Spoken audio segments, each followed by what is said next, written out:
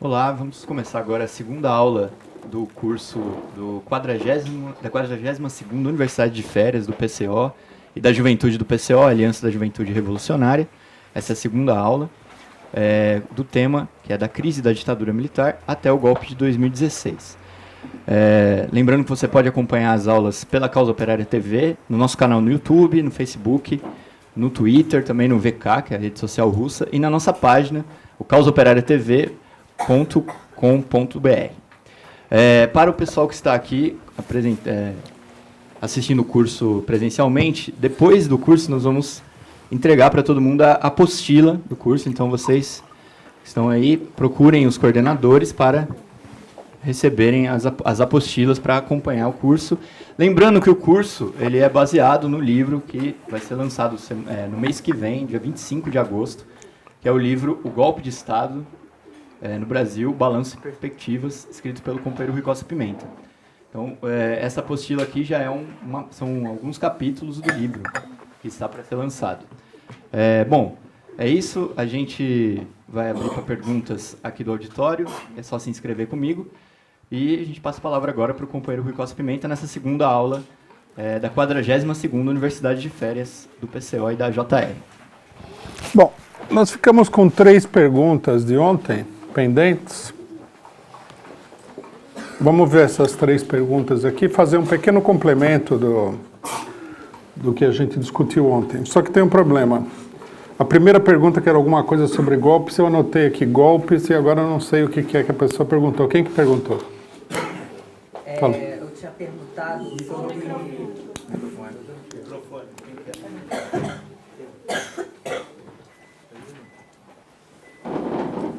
Eu tinha perguntado sobre o golpe de 37, 45 e 54. Sobre o contexto. O que levou ao golpe nessas datas, porque eu não tenho a compreensão do contexto dessas dos golpes que aconteceram nessas 3 datas. Bom, o que aconteceu com esses golpes, né? Sempre lembrando que esses são alguns dos golpes de Estado que aconteceram no Brasil no século XX, que está cheio de golpes, né? O golpe de 1937 é a consequência do fracasso da Revolução de 30. Né?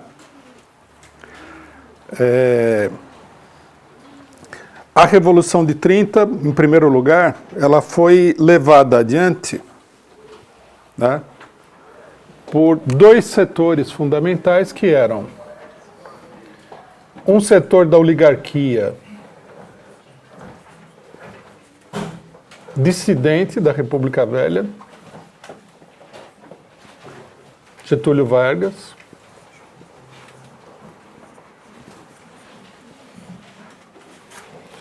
e um setor nacionalista revolucionário que eram os tenentes, uma ala também dos tenentes.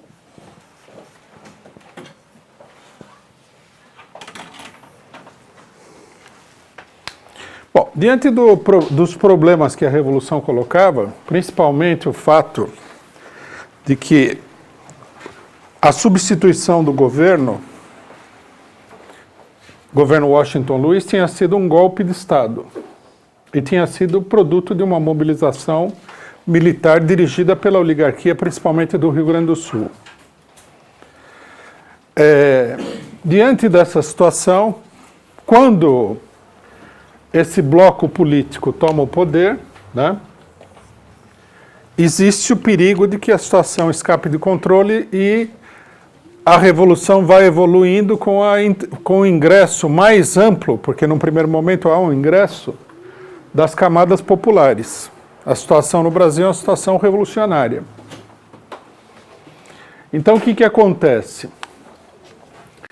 O conjunto dos setores reacionários do velho regime se agrupam com Getúlio Vargas contra os tenentes, que tem um programa nacionalista de tipo mais radical, tá certo? Bom, Em primeiro lugar, a gente precisa entender essa relação de classes para entender um acontecimento muito importante da Revolução de 30, que é o acontecimento de 32.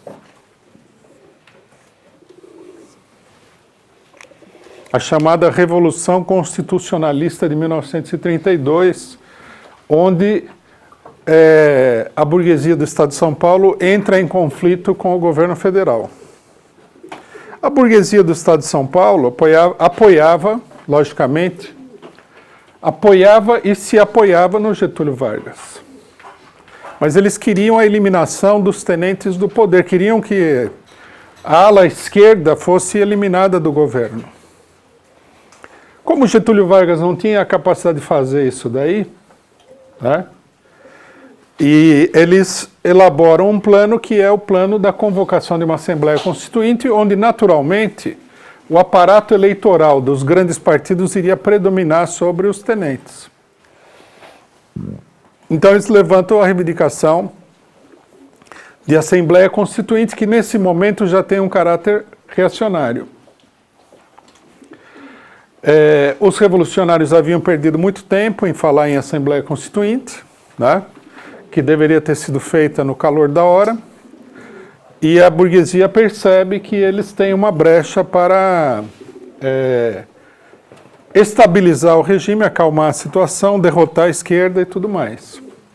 Como eles não têm força dentro do governo para fazer isso daí, eles lançam essa campanha militar em prol da Constituinte, procurando inclusive aliciar outros setores. Aí tem a guerra, que é uma guerra meio... É uma guerra mesmo, mas é uma guerra um pouco de compadres e tal. E a guerra termina com a vitória nominal do governo federal, mas termina com a vitória dos setores que queriam a Constituinte. A Constituinte vai ser convocada. E na Constituinte,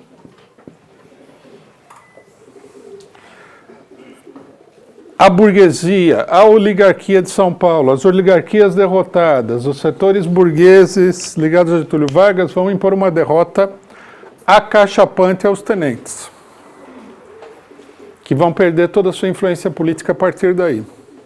Tá? Bom, com essas manobras, o regime vai se transformando num regime cada vez mais direitista. Elimina a ala esquerda, reúne um bloco onde está a oligarquia derrotada, essa coisa toda. Isso daí vai levando a um crescimento da crise, né, e a uma polarização entre o governo e a classe operária.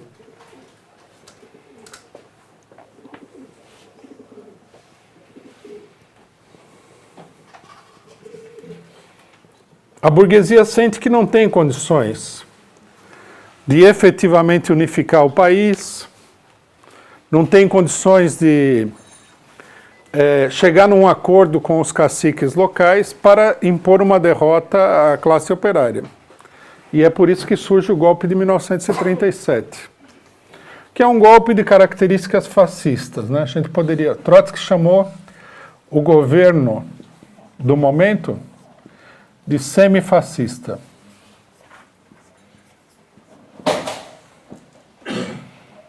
Esse golpe é facilitado pelo erro político gigantesco do Partido Comunista, que foi o levante, né, sem perspectivas de vitória de 1935. Sem perspectiva de vitória e sem apoio, sem a mobilização da classe operária.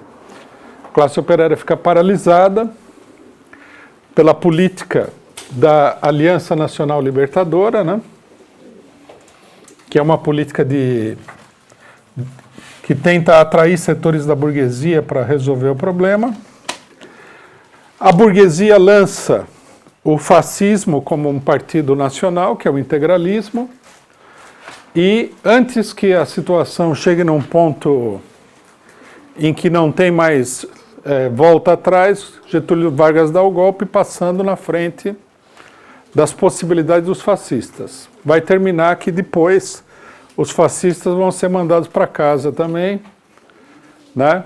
E o governo vai se transformar numa ditadura militar bonapartista dirigida pelo Getúlio Vargas, com o apoio dos comandantes militares todos.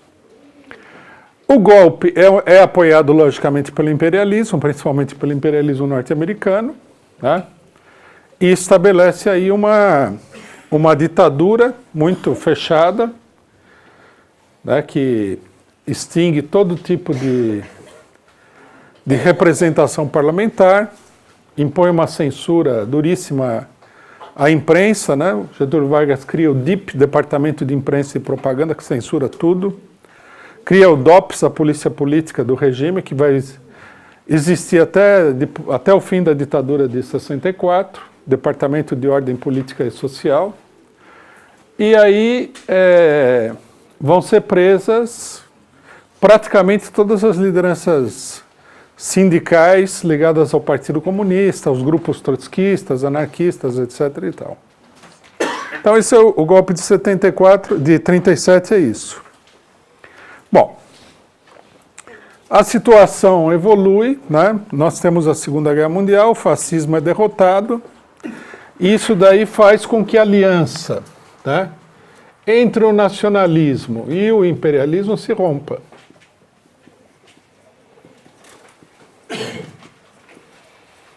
Você vê que o Brasil, né, Getúlio Vargas, alinhado com o imperialismo, manda uma força expedicionária para a Itália combater o exército alemão como parte do exército norte-americano. O Brasil se transforma, nesse sentido, numa sucursal do imperialismo norte-americano na guerra, como acontecia já com várias colônias francesas, inglesas, etc. e tal. O exército colonial é uma característica muito importante em todas essas guerras, né? Mas terminada a guerra, o imperialismo decide que esses setores nacionalistas que tinham assumido o poder diante de circunstâncias difíceis, etc. e tal, precisam ser eliminados e é preciso ter um controle de todos esses países atrasados. Daí nasce o golpe de 45, que foi um golpe, o próprio Getúlio Vargas falou, os generais não queriam dar o golpe, estavam tranquilos. Quem forçou os generais brasileiros a dar o golpe foi o governo norte-americano. Bom, e o golpe de 54 é o mais simples de todos. O Getúlio volta ao governo, agora já não como representante de um bloco geral da burguesia, mas como representante dos setores nacionalistas. O imperialismo não tolera isso daí e começa desde antes uma campanha intensa para impedir que ele governe, né? Que está expressa na famosa frase do Carlos Lacerda, que disse que ele não pode ser candidato, se ele for candidato não pode ser eleito, se for eleito não pode governar, se governar tem que ser derrubado por um golpe de Estado. Que é mais ou menos a política que eles estão levando em relação ao Lula hoje, né? Não pode ser candidato, se for candidato, né, não pode ganhar, se ganhar não pode governar, se governar não pode tomar posse, né, não pode assumir o governo, se assumir o governo tem que ser derrubado por um golpe de Estado. É a mesma política de hoje e a política dos mesmos autores, né? Ou seja, o imperialismo. Esse é resumidamente o caráter dos três golpes. Bom, sobre o STF, né? O STF, perguntaram aqui se o STF é uma oligarquia e tal. Não. O STF é um órgão da burguesia. É um órgão do Estado e a burguesia tem inúmeros meios para controlar o Estado. Né? Então ela controla o STF. O Lula e a Dilma indicaram a maioria dos ministros do STF, mas é aquele negócio, né? É como se diz na expressão, né? É uma galinha chocando ovos de pato. Então a galinha Lula e Dilma pensaram que ia estar chocando ovo, ia sair um pintinho, um galinho ali, uma galinhazinha e tal. Quando eles abriram o olho, estava cheio de patinhos, que não eram deles. Né? Aí vem a pato da Fiesp, exatamente. cheio de patinho amarelinho, que eles chocaram pensando que eram, né? Não eram patos, mas eram pintinhos. Isso é tradicional, né? Inclusive o governo PT tem, com muitos preconceitos aí democráticos, achava que era tudo normal, indica, vem um cidadão do PSDB, indica fulano, no final eles iriam controlar a situação. Eles organizaram aí uma arma contra eles mesmos. Quem que são essas pessoas? Essas pessoas não são, na sua maioria, com exceção do Gilmar Mendes e do Marco Aurélio de Mello, eles não são nada, não são ninguém. São uns advogadozinhos de fundo de quintal, na sua maioria, que foram escolhidos aí por preferência política. O Gilmar Mendes é membro da oligarquia aí se não me engano, do Mato Grosso. Então ele é um membro da classe dominante. O Marco Aurélio de Mello, primo do Collor, é intimamente ligado à oligarquia de Alagoas, né? Então ele também é um membro da classe dominante. E o resto não, o resto são os advogados, se formaram aí, né? Fizeram o curso de mestrado na faculdade sei lá do quê, prestaram um concurso para juiz e acabaram aí sendo escolhidos para o STF. Aí eles põem aquela roupa preta, eles andam assim tudo, né? Com uma pose, falam eles pegam um dicionário lá, escolhem uma meia dúzia de palavras difíceis e falam naquela sala lá que é para impressionar os incautos, né? Mas não são ninguém, né? Essa que é a verdade verdadeira, é isso aí. Aí como eles não são ninguém, o que acontece com a pessoa que não é ninguém?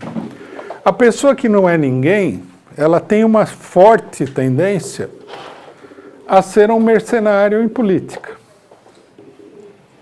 Quer dizer, ele está lá para ser alugado para determinadas tarefas. Porque ele não pertence a nada, não pertence a ninguém. É ele com ele mesmo, né? Então vem aí o setor mais poderoso, todo mundo tenta alugar o mercenário, né? Mas vem o setor mais poderoso de todos, o mais poderoso, e fala, ó, te garanto aqui proteção, né?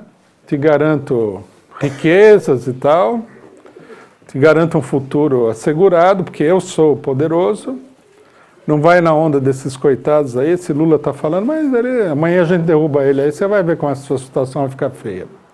Aí eles vão com quem? Com o imperialismo. Por isso, esse problema, que precisa ser bem compreendido, é que explica por que ninguém pode apoiar um partido do tipo PSOL. Porque o PSOL é o partido do Zé Ninguém. Quem é o Marcelo Freixo? Ninguém. Não sei se ele é professor de filosofia, de sociologia, um cara de classe média aí, que sabe-se lá por que ele conseguiu se eleger deputado. O outro, é tudo esse povo. Eles não têm conexão com nenhuma classe social definida. Então, se eles amanhã... Você vê que o Marcelo Freixo não tem pudor de se aproximar da Rede Globo. Por quê? Porque ele não é ninguém, não é nada. E a Rede Globo é muito poderosa. Aí o pessoal fala assim, não, nós temos que votar porque ele é de esquerda. Isso aí é tudo bobagem. Não tem nada a ver. Precisa ver qual é o compromisso que a pessoa tem com o mundo real. Aí o que acontece? Acontece um negócio estranho que muita gente não tem dificuldade de entender. Na hora da briga, o setor que mais está defendendo os direitos democráticos da população é o setor mais direitista do STF, que é o Gilmar Mendes e o Marco Aurélio, o primo do Collor. Por quê? Porque eles têm gente, eles fazem parte de uma classe social que tem interesses a defender, se sente ameaçado e se defende. Eles não estão lá para serem alugados a qualquer momento por qualquer pessoa. Né? Eles não são o Fachin, a Carmen Lúcia, a Rosa Weber, elementos que a gente fala que são elementos avulsos da política. Esse critério essencial muita gente não tem. Aparece o cidadão lá, não, inventa uma mitologia de que ele fez e aconteceu, né? Eu estive vendo aí esses dias, do lançamento da candidatura do Boulos, que ele lutou contra o impeachment. Que mito! Se teve alguém que atrapalhou a luta contra o impeachment, foi o Boulos. Quem participou da luta contra o impeachment em São Paulo sabe, dava vontade de matar esse Boulos aí. Você chamava um ato para um lugar, ele chamava o ato para o outro. Você ia no ato dele também e falava, vamos no ato, acho que a nossa política era, vamos no ato dele também defender a luta contra o impeachment. Daí você não podia falar no ato dele, porque só podia falar quem tinha orelha amarela. Ele inventava um critério na hora, aí você não falava. Você levava a bandeira, abaixa o golpe, vinha o pessoal lá da frente medrosa dele lá, hostilizar o pessoal que estava falando contra o impeachment. Era uma loucura. Agora, aí, como é a eleição, né, os cabos eleitorais ficam, não, ele lutou, teve papel destacado na luta contra o impeachment. Ele teve um papel destacado na luta do não vai ter Copa, isso aí ele teve. Né? Ele foi o principal líder da luta do não vai ter Copa. Ele ajudou mais os golpistas do que muita gente no Congresso Nacional. Aí por quê? Por que tudo isso? Porque justamente ele é um elemento avulso. Então ele fica namorando com a direita, namorando com a esquerda, e o grande risco é a hora que aparece aí um muito poderoso, pega ele. Ninguém deve levar a sério isso daí. Bom, sobre o PCB de 64, o PCB não falou que não tinha havido golpe, né? Porém, né, sempre tem um porém, eles também não falaram que o golpe ia ter as consequências que teve. Porque os golpistas, naquela época, eles fizeram muito parecido com os golpistas de hoje. Eles ficaram mantendo uma ambiguidade. Né? Então eles falaram, vai ter eleição presidencial, aí adiaram, aí chamaram eleição para governador, né? E a hora que eles viram que não estava dando esse negócio de eleição, eles acabaram, nós vamos ver isso aqui um pouco hoje, acabaram com todos os partidos e pronto. E o pessoal ficava, não, vai ter eleições e tal, o regime não é tão ruim assim. Né? Que é o que meio que todo mundo deve conhecer, essa conversa dos dias de hoje, né? Inclusive, na época tinha muita gente que falava, né? Não, vamos lançar a candidatura do Juscelino, a gente retoma o poder assim, fácil, né? Em 66. Aí, né, eu que infelizmente já estava vivo naquele momento, né, nós tivemos que esperar até 86 para entrar um cara da ditadura, que era o José Sarney, quer dizer, os caras nunca saíram de lá no final das contas, né? 20 anos de ditadura, e o pessoal falando, é super fácil, vamos eleger aqui o Ciro Gomes, acabou toda a história, o negócio é tranquilo.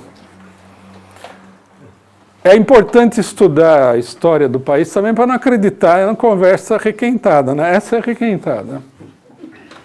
Requentadíssima, inclusive. Vamos escolher o nosso candidato a presidente, daí vinha um louco e falou assim, mas não é uma ditadura? Vocês estão acreditando mesmo que eles vão passar o poder para o Juscelino, assim, sem mais nem menos? Não, você quer ajudar o Bolsonaro. Né? Teoria da conspiração, né? E também tinha conversa. Se a gente não lança o candidato a presidente e tenta, papapá, nós vamos ajudar a linha dura do regime, papapá, e no final a linha dura assumiu e botou para quebrar num regime, pior regime terrorista que o Brasil já conheceu, né? Então tem que tomar muito cuidado com isso daí. E o PCB, lógico, que dava corda nisso daí, né? Apesar da perseguição. Em outros países, era difícil negar o golpe, porque os golpes militares eles começam já, né, queimando o pneu, não dá para você ignorar isso aí. Mas, por exemplo, na Argentina tinha um partido maoísta que era famoso por dizer o seguinte: não, nós temos que apoiar o governo Videla, porque o governo Videla é a dita blanda.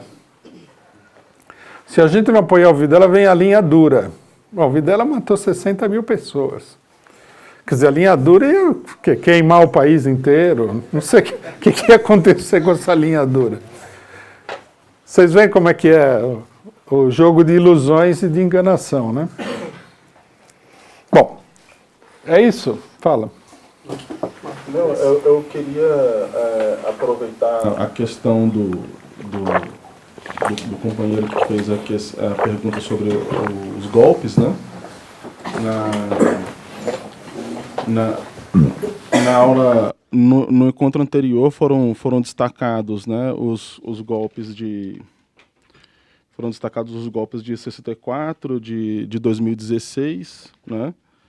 E colocado o golpe de 37 como golpe intermediário. E eu reparei que não foi citado a proclamação da República. E o que acontece? Eu já vi algumas fontes colocar a proclamação da República como um golpe, né? Eu não sei se são conceitos que são adequados aqui para o curso, mas eu já vi algumas pessoas conceituarem, né, diferenciarem golpe de revolução, no sentido de que o golpe seria quando as elites tomam o poder e a revolução quando as classes populares tomam o poder, né? A proclamação da República teria sido as elites tomando o poder, né? E acho que daí talvez algumas pessoas considerem que a proclamação da República em 1889 tivesse sido talvez um golpe, né? Eu queria saber qual seria o entendimento que seria adequado aqui para o curso com relação a essa questão. Eu acho que nós temos que pensar nas palavras como representando determinados conceitos políticos, né? Então, por exemplo, o golpe de Estado, ele não pode ser definido dessa maneira, quando as elites tomam o poder. É uma definição que não define nada. Primeiro, quem são as elites? O que é uma elite? Elite de quê? De quem? Né? É uma palavra da moda, muito sociólogo gosta de usar, mas na verdade não significa nada definido, né? Por exemplo, no Oriente Médio nós tivemos vários golpes de Estado das Forças Armadas, que foram golpes de Estados que foram dados por uma parte da chamada elite do país. Mas eles tiveram um caráter progressista e revolucionário. Em Portugal, nós tivemos a Revolução Portuguesa de 1974, uma revolução popular gigantesca, importantíssima, começou com um golpe de Estado, típico. Opa! Qual que é a crise? Desculpa, falei mais nada. Então, a Revolução Portuguesa de 1974, ela começou com um golpe de Estado. Né? Uns capitães lá, eles se organizaram, né? Uns capitães, a maioria capitães, tenentes e pelo menos um ou dois coronéis lá. Se organizaram, botaram os tanques na rua e foram lá derrubar o governo. É um golpe de Estado. Mas não tem nada a ver com golpe de Estado de elites, nada. Esses militares, os comandantes militares, eles eram todos de esquerda. Os principais comandantes do golpe, eles eram todos de esquerda.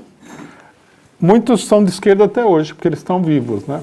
Se vocês tiveram a oportunidade de ver a palestra que nós demos em Portugal, estava sentado na mesa um dos capitães de Abril, né, que está lá, que é um cidadão de esquerda, que cedeu o clube 25 de Abril para o PCO fazer a palestra e tal. Então, quer dizer, isso aí não parece muito com a definição do golpe das elites, né? Não, golpe militar é um instrumento na luta pelo poder. Pode ser dado pela direita, pela esquerda. Isso não define nada, é muito impreciso, né? O que é um golpe militar? Em geral se diz golpe militar, um movimento conspirativo, né? Golpe militar, golpe de Estado. Um movimento conspirativo de determinados setores que têm a capacidade de subverter a ordem vigente no Estado. Qual é o conteúdo desse golpe? Tem que ser determinado pelas pessoas que fizeram o golpe e tudo mais. Né? Então nós temos que separar isso daí. A revolução, ela é logicamente, ela é diferente de um golpe de Estado, porque a revolução, para ser uma revolução, começa sempre com um grande movimento de massas. Tá certo? Agora, nós temos que tomar cuidado com essas definições. Porque, por exemplo, na Rússia você teve uma revolução que teve ampla participação popular, que foi a Revolução de Fevereiro. Então, os operários não participaram. Bom, não sei também o que foi gravado aqui, né? Da hora que foi até fevereiro, a Revolução de Fevereiro, não. Bom, então, vamos voltar na Revolução de Fevereiro. A Revolução de Fevereiro, as massas saíram às ruas, foi um grande movimento de massas. Em outubro não teve massas nas ruas. Segundo Trotsky, na história da Revolução Russa, foi um dos dias mais tranquilos do país. Não aconteceu nada. Na maioria dos destacamentos militares, eles reuniram os destacamentos e votaram que o poder passaria imediatamente para a mão dos sovietes. Em um lugar onde estavam aquartelados os cadetes, que é tudo filhinho de papai, os filhinhos de papai tentaram opor resistência, os soldados atacaram lá e tomaram à força o lugar. E aí ficou para tomar o Palácio Inverno, que eles juntaram uma tropa e tomaram o Palácio Inverno. Isso daí, tecnicamente falando, é um golpe militar.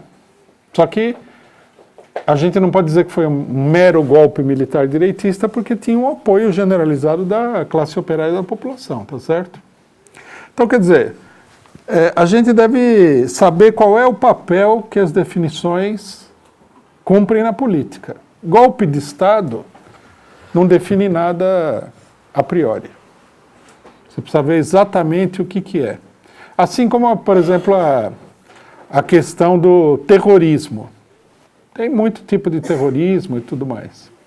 Os países imperialistas fazem a maior campanha contra o terrorismo. Não teve um deles que não foi terrorista na sua história. Outra coisa também, eles falam terrorismo. É para enganar o pessoal. Eles falam do terrorismo que aconteceu lá, sei lá, na França, aqui e acolá. Mas imaginem vocês, se nós estamos aqui no Brasil, em São Paulo, em qualquer lugar, e o pessoal começa a bombardear o seu bairro. Lógico que você vai retaliar. Né? Seria o cúmulo do absurdo querer que você jogasse bomba na sua cabeça se você não fizesse nada em troca. E depois jogar bomba na população civil também é terrorismo, que é o que os países imperialistas mais fazem. Né? Você vê que toda vez que eles bombardeiam algum lugar, é assim, dezenas de milhares de mortos. Então, isso daí. Qual foi a natureza da Proclamação da República? A Proclamação da República foi um movimento de militares e civis que decidiu tomar o poder através de um golpe militar. Assim como foi também a independência do Brasil. A independência foi o que a gente chamaria hoje em dia, tem uma palavra, de autogolpe. Né? Quer dizer, o cara dá o golpe no próprio governo e tira uma parte do governo. Né? Tudo bem. Mas isso aí, logicamente, que pessoas confusas em relação às ideias e tudo mais, tiram a conclusão de que tanto a independência do Brasil como a proclamação da República é isso que você falou, foram o movimento das elites, que ninguém sabe quem é, sem a participação popular. Não é verdade. tanto um acontecimento como outro abriu um longo período revolucionário. É só estudar a história do país que a gente vai ver isso daí. Depois da independência, o Brasil entra numa etapa de instabilidade política total. Aí nós vamos ter a crise da Constituinte, que é 1824. Depois nós vamos ter a renúncia do imperador, depois de muitas idas e vindas, tropas atirando na população no Rio de Janeiro, a briga com os portugueses, tem a famosa Noite das Garrafadas e tal. Depois de muita crise, muita mobilização popular, a mobilização popular chega num ponto tão alto que Dom Pedro I renuncia. Renuncia, vai para um navio lá, recolhe as suas coisas e vai embora para a Europa. Porque ele percebe que o governo dele se tornou insustentável devido à situação da Revolução Popular. E essa situação revolucionária, ela só vai se encerrar definitivamente quando é dado o golpe da maioridade, depois das regências. As regências no Brasil são um período altamente explosivo. O governo da regência, ele é obrigado a sufocar uma série de levantes populares no Brasil. Se vocês pegarem um livro de história bom, vocês vão ver. As revoluções da regência teve em tudo quanto foi estado do país. Então, quer dizer, o ato inicial não é o filme todo. É como Portugal. Em Portugal não dá nem para disfarçar, porque que foi um golpe militar, nenhum povo foi chamado a se mobilizar no dia 25 de abril. Nada. Eles foram lá, tem até o filme, depoimento, é uma coisa muito recente, né? Foram lá, tiraram o governo, pegaram o Marcelo Caetano lá, que era o substituto do Salazar, correram com ele para o aeroporto e despacharam ele para outro país, que eu não me lembro qual que é agora, pode ter sido até o Brasil.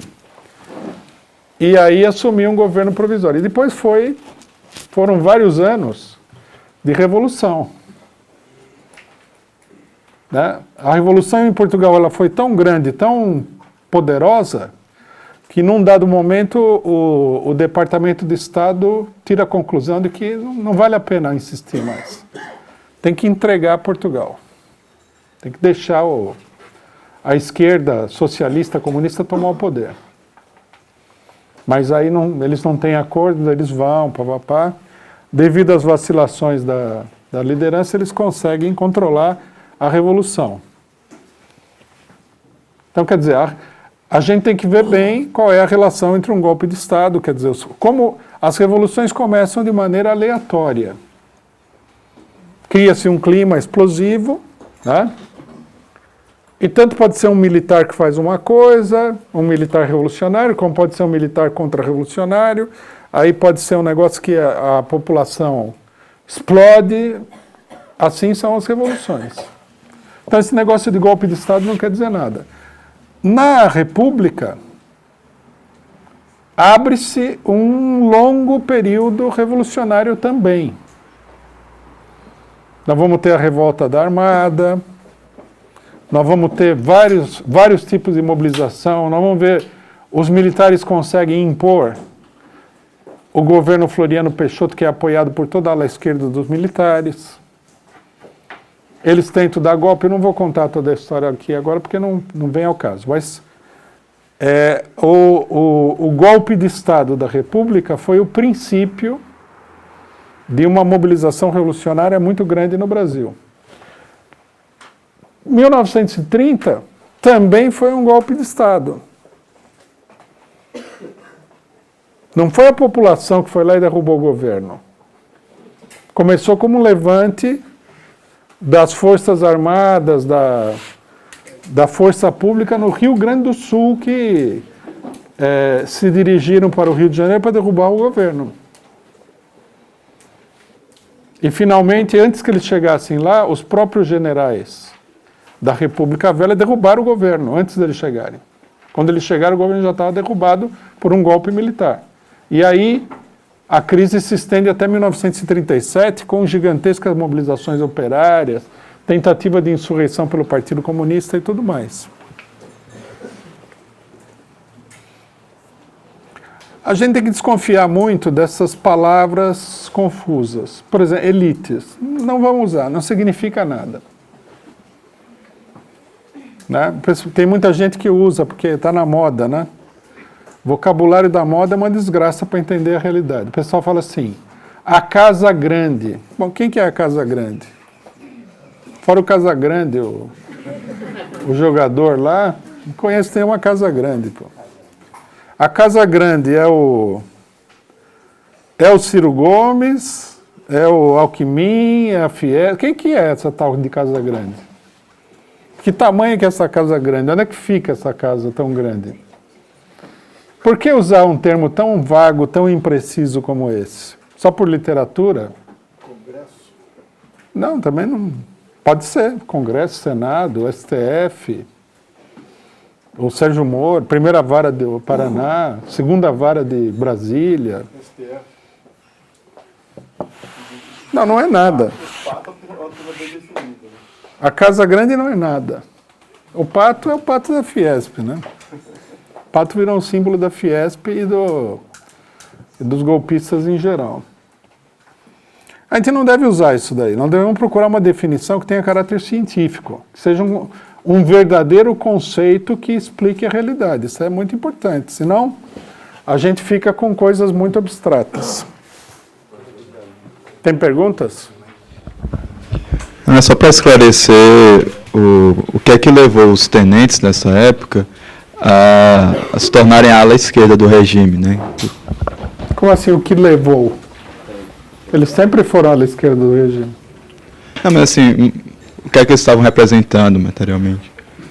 Eles representavam isso que acontece em todas as situações, a tentativa de solucionar os problemas do país. Né? Se a gente fizer uma história subjetiva, nós vamos pegar as declarações dele e vamos falar que, como falou uma pessoa aí de uma maneira totalmente imprópria, que o Sérgio Moro é o tenente da época atual. Né? Considerando que o principal tenente da época do tenentismo foi o Luiz Carlos Prestes, significa dizer que o Sérgio Moro é o Luiz Carlos Prestes dos dias de hoje. Né? Aí você ouve isso daí, faz mal para o fígado, pâncreas, o estômago começa a borbulhar, né? Você fala, opa... É bobagem, porque os tenentes falavam contra a corrupção. O que é o negócio da corrupção?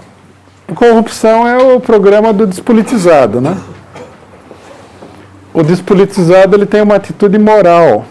Isso aí não limpa, não. É, isso aqui não limpa, não. É perplexo.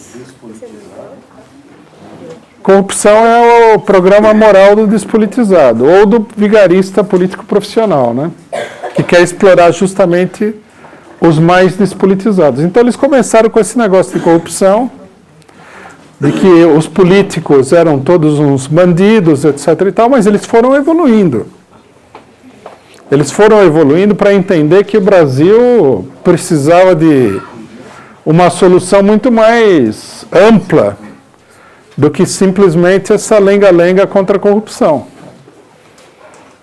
Aí passaram a defender... Bom, o Prestes, que foi o principal líder do tenentismo, ele entrou no Partido Comunista. Ele chegou à conclusão de que o socialismo era a única solução para o Brasil. Então, quer dizer, é isso, né? Eles começaram sentindo que a coisa estava ruim, que era preciso lutar contra, com uma consciência muito precária do que estava acontecendo, e foram evoluindo até tomar consciência dos verdadeiros problemas nacionais. Que é uma coisa que acontece muito, é muito comum na história, né? O regime podre, ele gera a sua própria oposição.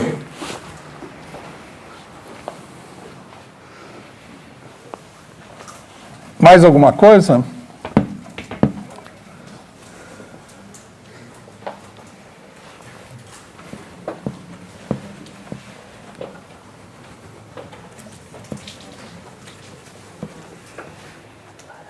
Acabou? Conclusão do que a gente viu ontem, companheiros.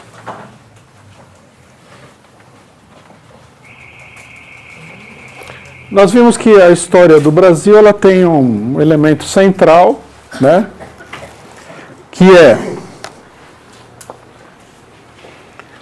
o Brasil tem um conjunto de problemas nacionais, democráticos,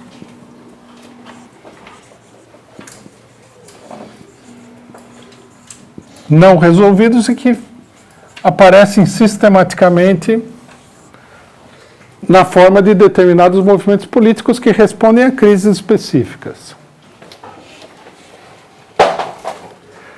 Nós vemos que o imperialismo trabalha para manter essa situação. Muita gente pensa que o país pobre, ele é pobre por inépcia. Mas a pessoa não percebe que são necessários golpes de Estado, controle do governo para manter aquela situação de pobreza. Mesma coisa que acontece com a classe operária dos diversos países. Quando os operários começam a se levantar, eles são reprimidos. Aqui, isso acontece também com os países.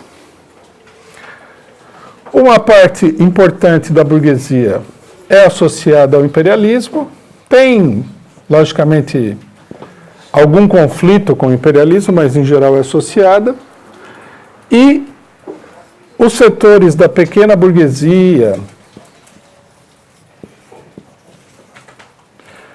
a gente poderia até dizer da média burguesia em alguns casos, e principalmente da classe operária,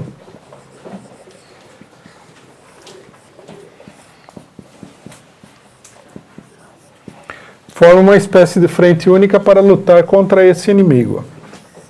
Às vezes há muita consciência disso, às vezes não.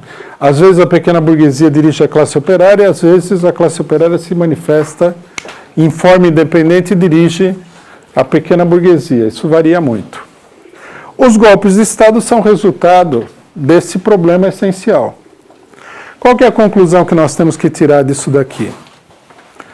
A conclusão é a seguinte: em todos os golpes de Estado, né, a liderança da pequena burguesia, da média burguesia sobre a classe operária levou ao fracasso. Em 1930, né, é um setor da burguesia que toma a dianteira. Quem procura dirigir o movimento popular é um setor da pequena burguesia, os tenentes, um setor militar. Eles fracassam. Isso daí resulta no golpe de 1937. Depois o próprio setor nacionalista burguês é derrubado pelo imperialismo. Em 54, um setor da burguesia, o setor pequeno da burguesia, né, procura levar adiante um programa juntamente com a pequena burguesia, um programa de reformas para resolver esses problemas, derrubado pelo imperialismo. A classe operária é totalmente desorientada pela política. Vocês veem que, por exemplo, Getúlio Vargas, em momento nenhum, chama os operários a defender o governo, a enfrentar o golpe, nada. Em 64, acontece a mesma repetição de 54, só que com um golpe mais violento. Também as direções pequeno-burguesas, PCB e PTB, acabam entregando, né, capitulando diante da ofensiva da direita. Em 2016 acontece a mesma coisa também, porque também a gente deve dizer que diante do golpe houve uma capitulação do PT. Capitulação do PT, e aqui nós temos também o fenômeno de que uma parte da esquerda, inclusive, apoiou o golpe, né, que não pode esquecer. Porque tem gente que fala assim, o PT capitulou, mas não acusa os que apoiaram o golpe, que é estranho, né? Então, quer dizer, qual que é a solução desse problema? A solução desse problema é que a classe operária se organize de forma independente e resolva esse problema nacional, das contradições do país atrasado, da democracia e tudo mais. E ela só pode resolver esse problema através de um governo operário. Quem viu o golpe de 2016 viu como um governo burguês tem dificuldade de enfrentar a burguesia, né? Porque a burguesia controla muito o aparelho de Estado. E, logicamente, que para resolver os problemas econômicos e sociais é preciso também acabar com a burguesia em si, né? A grande burguesia. Então, essa é a conclusão daquilo que nós dissemos ontem. Alguma dúvida aí, companheiros?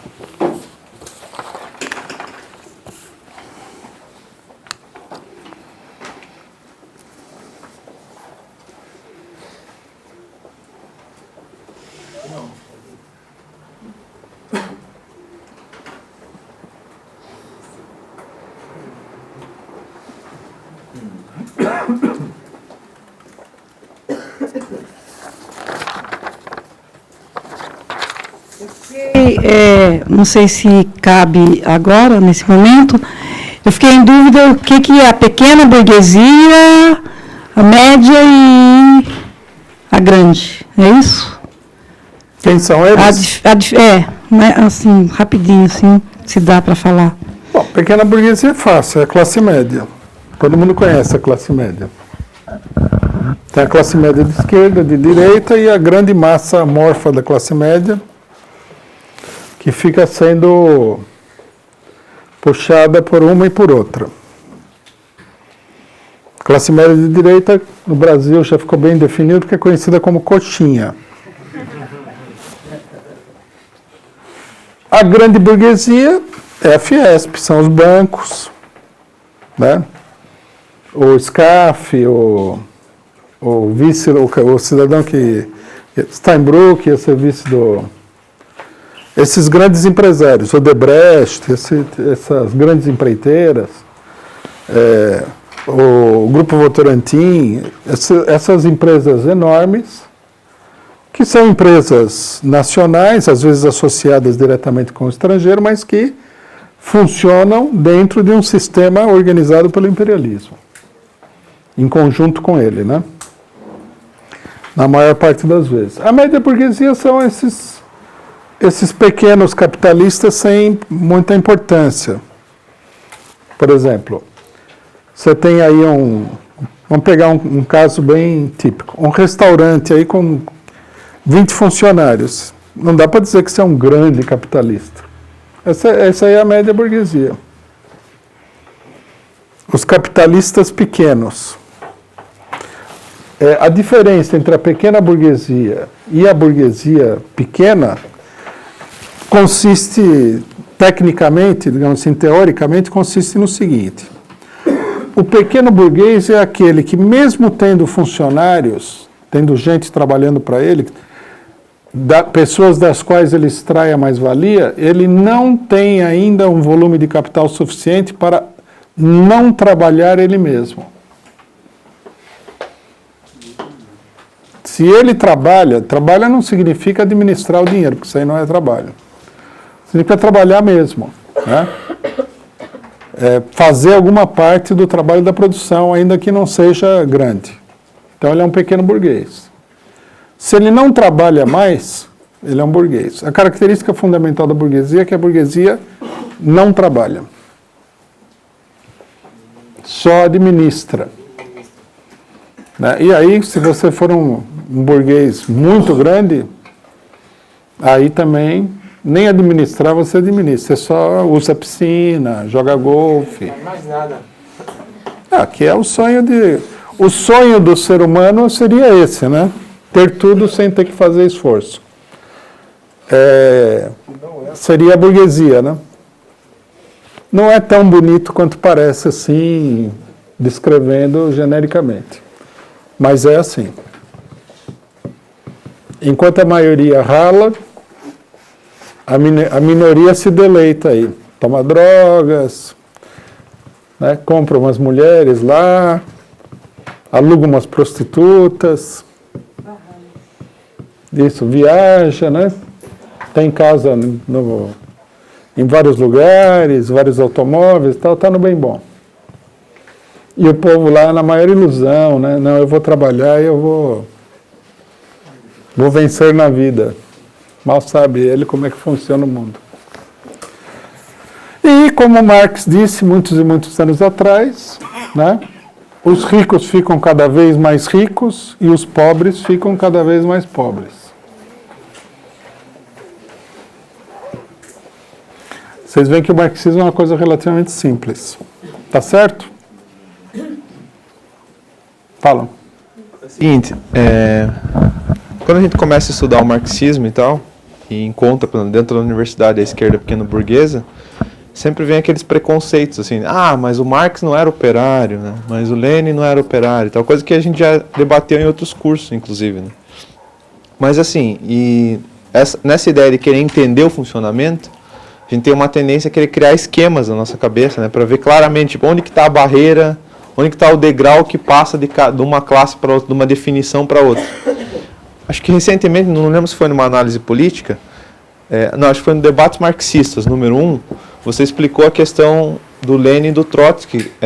Mesmo que eles não fossem operários propriamente ditos, eles se organizavam num círculo dinâmico do qual predominava a classe operária, ou seja, mesmo que eles tivessem recursos melhores, digamos, de sobrevivência do que a classe operária, eles dedicavam toda a vida deles e disposição para, digamos, o sucesso, a implementação da classe operária sendo vitoriosa contra a burguesia.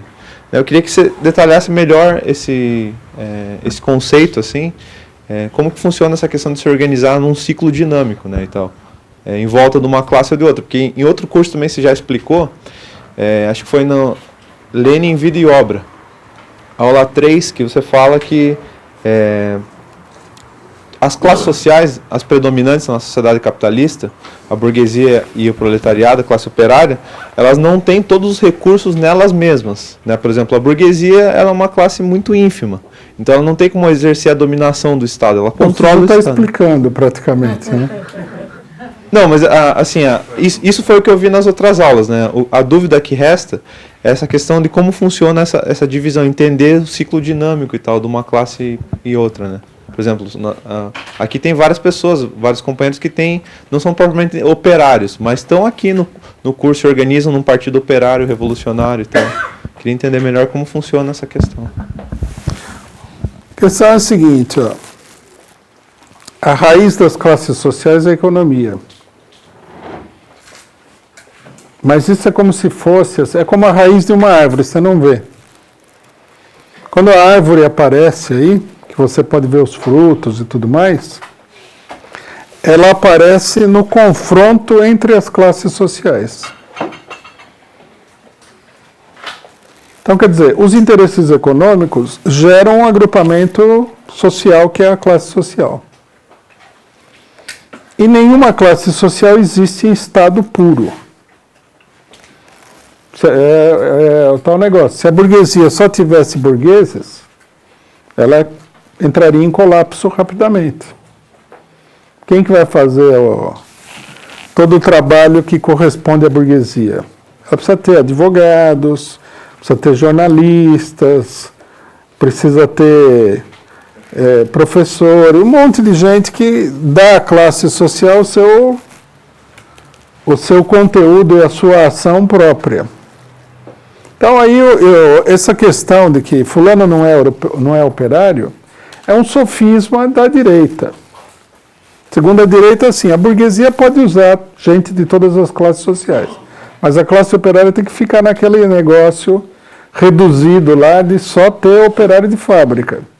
O que significaria, se os operários não conseguem tirar gente das fábricas, organizar um partido, montar organizações diversas, ter jornalistas e tudo mais, nunca vão ser uma classe social. Então, quer dizer, é uma chantagem besta, né, completamente idiota de direitistas contra a classe operária. Aí, por exemplo, chegaria para uma pessoa como eu e falar, você não é operário. Daí eu fico todo, eu não sou operário. Será que eu tenho que trabalhar numa fábrica? Tá? Isso é bobagem, né? É uma bobajada isso daí. O problema que define a participação ou não da pessoa na classe, quando a classe está já formada, ou seja, está travando a luta de classes, são os campos em luta. Os que defendem os interesses da classe operária são da classe operária. Os que trabalham para a classe operária são da classe operária. Então, por exemplo, se você é jornalista do Diário Causa Operária, trabalha lá, o que você é? Um pequeno burguês? Não. O pequeno burguês trabalha na Folha de São Paulo. No Diário Causa Operária trabalham os operários. Se a pessoa nasceu, é filho do Rockefeller e veio trabalhar no Diário Causa Operária, dá para perceber que ele abandonou a vida burguesa dele para ser um operário, né? É? Não, o cara não está maluco. É que você nunca viveu na família Rockefeller. Pensando na fortuna dele, do Rockefeller. Pior é o operário que trabalha para o patrão. Não, todo operário trabalha para o patrão. Puxa-saco. Ah, puxa-saco. Beleza. Mas isso aí tem muita evolução que é necessário ser feito. A gente não deve ficar com esse negócio de ficar intimidado por essas bobagens. Isso daí é uma bobagem propagandista de direitistas. É que nem eu vi aí, volta e meia eu vejo na internet. O cara está com um computador Macintosh. Fala, não, vou escrever a lápis. Vou deixar o Macintosh para você. Você vai de Macintosh, eu vou de lápis. Você vem de tanque de guerra, eu vou de canivete. Pô, tudo bem. A pessoa até pode tentar abusar da inteligência alheia, mas é demais, né? Que a burguesia fique ciente que nós vamos usar todos os recursos possíveis e imagináveis para derrubar a burguesia, todos. E nós temos plena consciência de que, dado a sociedade que a gente vive, uma boa parte desses recursos aqui custa dinheiro, lógico. Tem que arrumar o dinheiro. Ah, não posso mexer em dinheiro, que o dinheiro é capitalista e tal. Até hoje nunca existiu nenhuma sociedade que não fosse ruim, não fosse dividida em classes. Vamos lá? No começo nós explicamos que o nosso ponto de partida era 1974, né? Então vamos botar uma cronologia aqui para facilitar a compreensão do pessoal.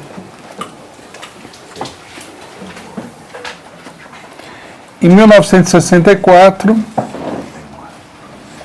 gente, vamos. O golpe militar derruba o presidente João Goulart.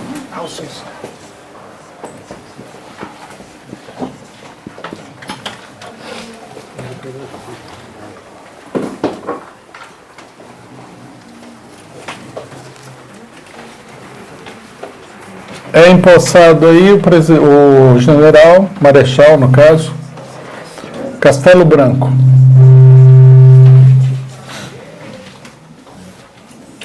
Pessoal, vamos deixar o zoom, atrapalham isso daí.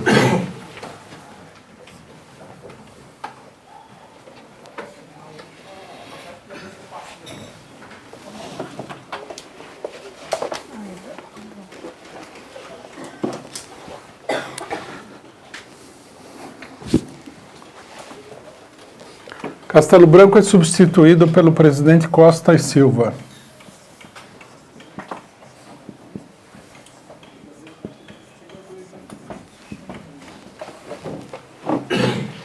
Costa Silva morre no meio do mandato, é substituído por uma junta militar.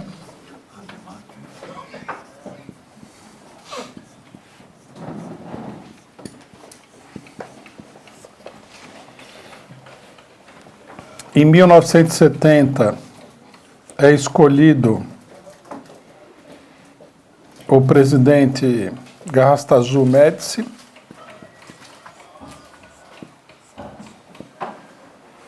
Em 1974, Médici é substituído pelo presidente Ernesto Geisel.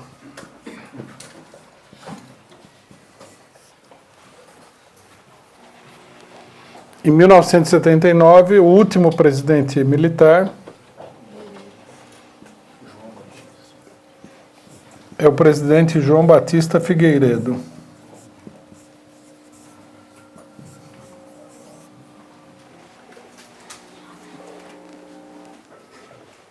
que é esse barulho aí?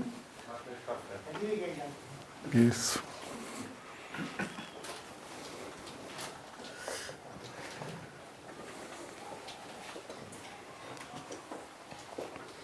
Quer dizer, isso aqui é a ditadura militar, né? Algumas generalidades sobre a questão da ditadura militar. Recentemente começou a aparecer aí, impulsionado por elementos direitistas e tudo mais, que a ditadura militar brasileira teria sido nacionalista.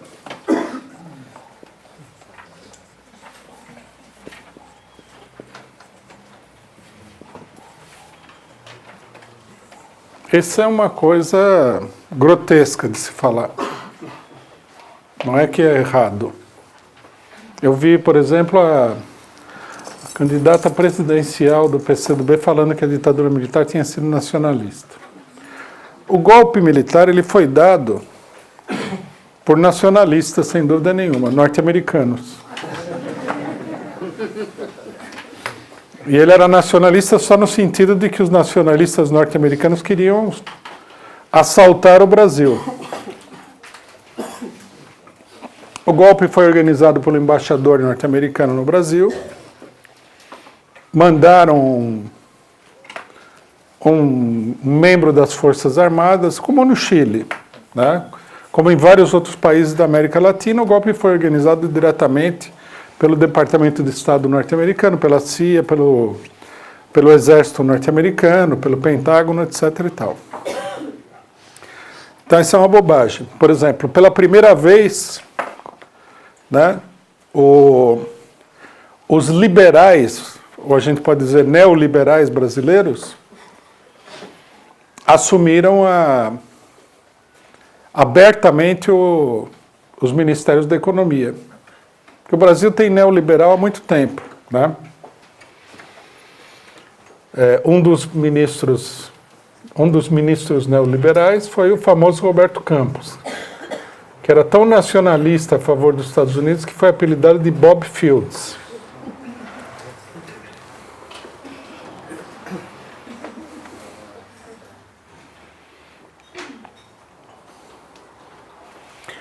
O governo Costa e Silva, bom, esse governo fez uma série de reformas, as reformas possíveis em favor dos norte-americanos,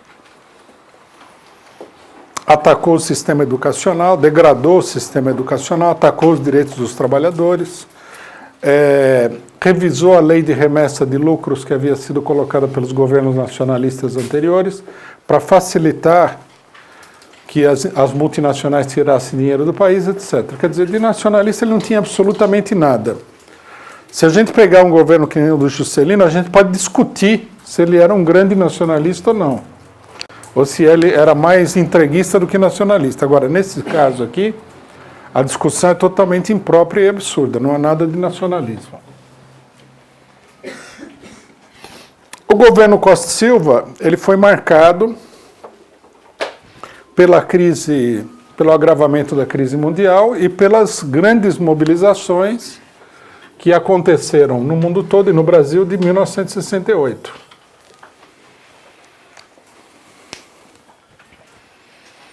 Aparentemente, os militares, sentindo a pressão, queriam afrouxar um pouco o regime para dar conta da mobilização, né? Alguns apontam que o Costa e Silva seria um grande democrata, o que também é uma coisa grotesca de se falar, mas no final, vendo que a situação não havia evoluído no sentido revolucionário, a mobilização de 68, onde a mobilização operária acabou sendo pequena, o próprio Costa e Silva decretou o AI-5, aprofundando, do ponto de vista da legislação, a ditadura. Aprofundando não, digamos assim, formalizando mais acabadamente o poder total da ditadura. Depois dele veio o Médici. Aqui a gente precisa falar uma ou duas palavrinhas, porque numa certa medida, o pretenso nacionalismo dos governos militares teria vindo do governo Médici, porque ele fez obras e tudo mais. E também, né, com o governo Médici surge um segundo mito, que é que a ditadura militar desenvolveu o país.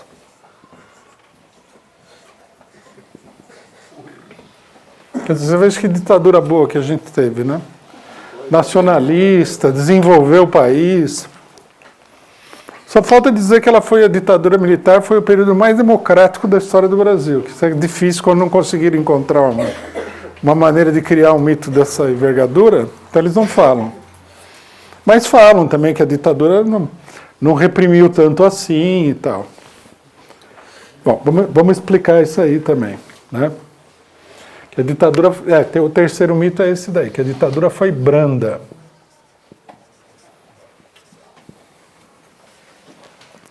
Ditadura militar não desenvolveu o país. Essa tese é errada. Durante o governo Médici, aconteceu o que foi chamado de milagre econômico brasileiro. O país crescia numa média de 10% ao ano. Aí, como ninguém consegue explicar isso daí, parece a estatística domina a mente da pessoa, então eles falam assim, não, mas a desigualdade social cresceu. Então, nós temos que dizer o seguinte, ó, esse pretenso desenvolvimento, ele é resultado de uma situação particular que havia no mercado mundial financeiro, onde, devido ao avanço da crise capitalista mundial, gera-se, digamos assim, a primeira grande etapa da bolha financeira que nós estamos vivendo hoje. E a maioria das instituições financeiras, elas ficam com um enorme capital que elas não têm onde investir.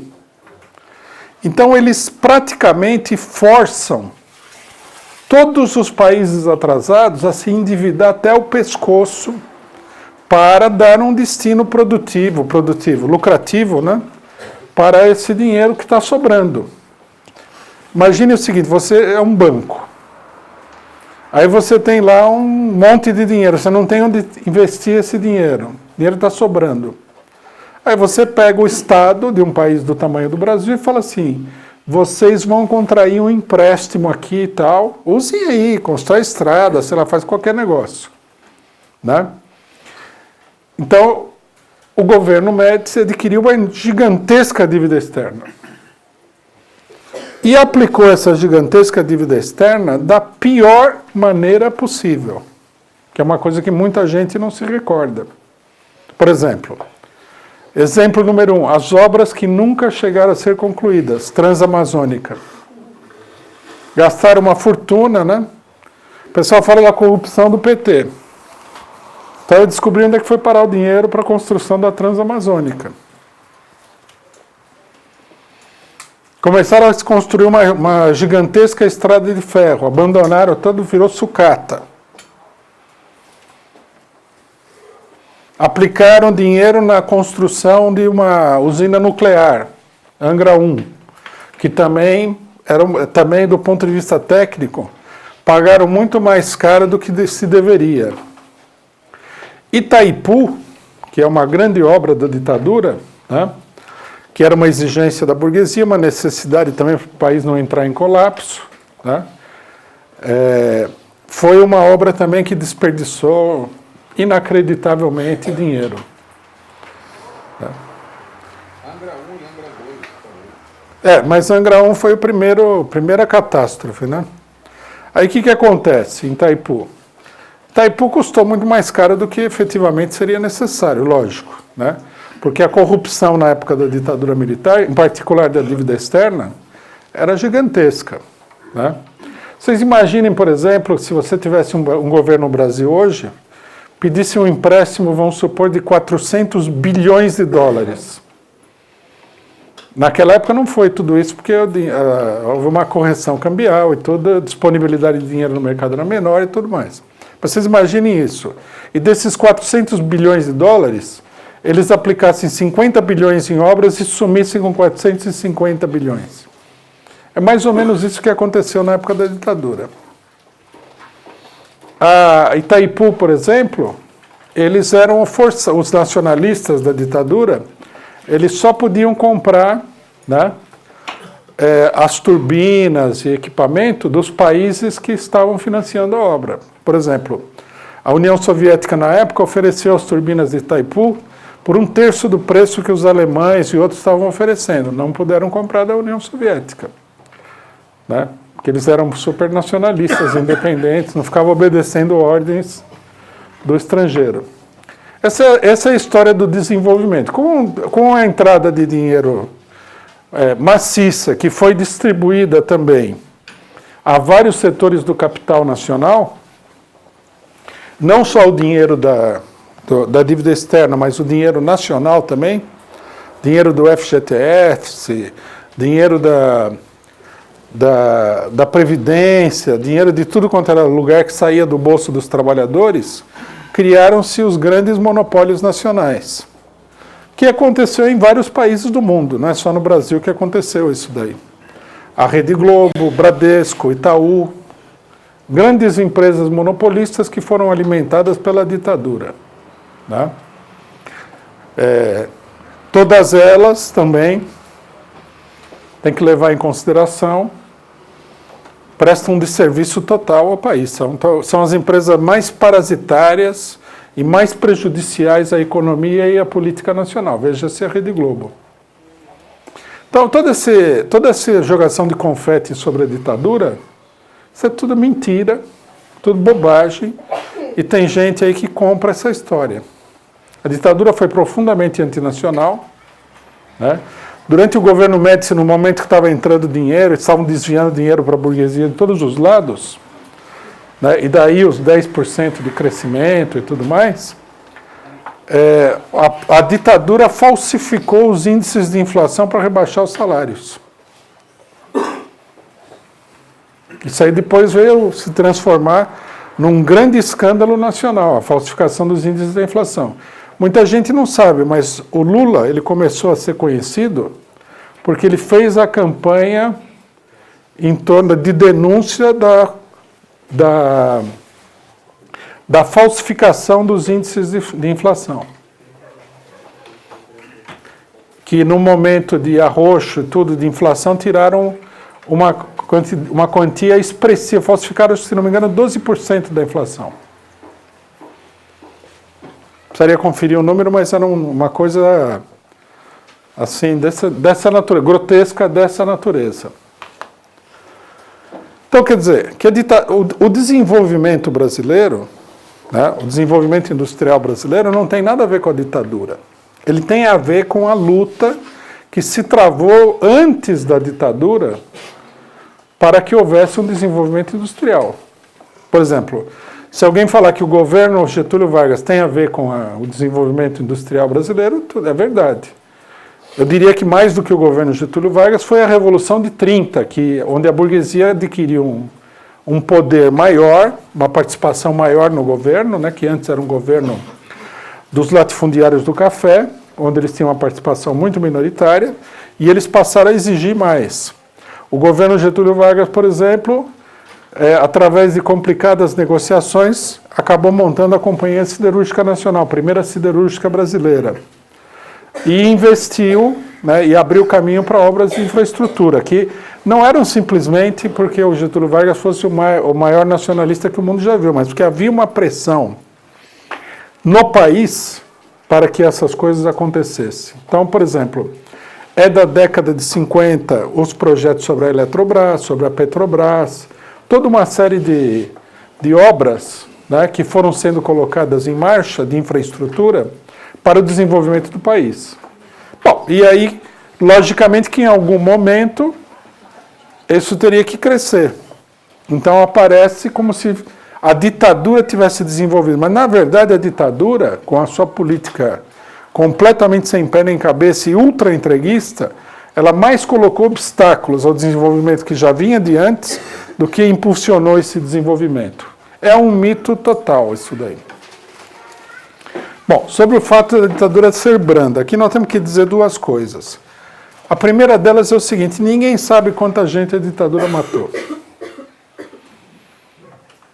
Essa é a primeira questão. E eles mataram muita gente.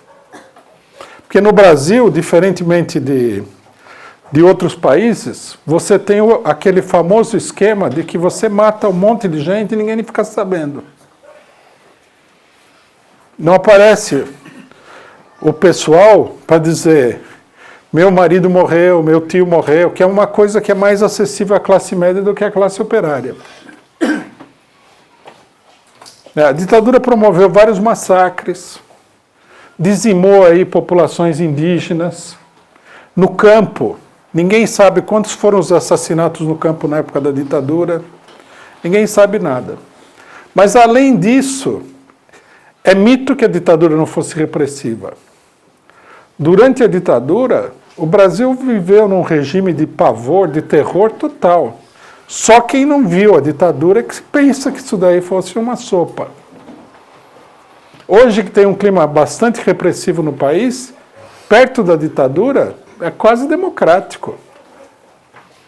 A ditadura era um regime de terror que a pessoa tinha medo de pensar. Você falava qualquer coisa, eu por exemplo, eu era menino, eu estava na escola, então você falava qualquer coisa, o pessoal já regalava o olho, já fazia assim, shh. Não é que você, veja bem, não é que você precisava falar, vamos fazer a Revolução Comunista, não.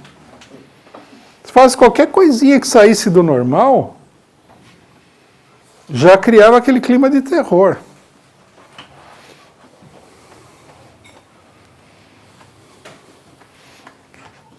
O nível de censura era altíssimo, censuraram um monte de coisa, não é que censuraram o livro do Che Guevara e do Lenin, não, censuraram muitas obras literárias, um monte de coisa. Qualquer coisinha que a censura achasse estranha, era censurado. Até os jornais mais conservadores foram colocados sob censura e foram até invadidos pela polícia política do regime, o Estado de São Paulo, por exemplo. Vocês já imaginaram o cara invadir a redação do Estado de São Paulo, da Veja?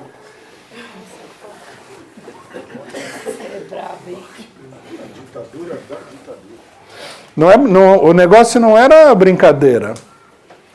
Eu me lembro que na época, 73, mais ou menos, que era o governo Médici, eu tinha alguns amigos que eram intelectuais, Então tinha um amigo meu que me trazia uns livros.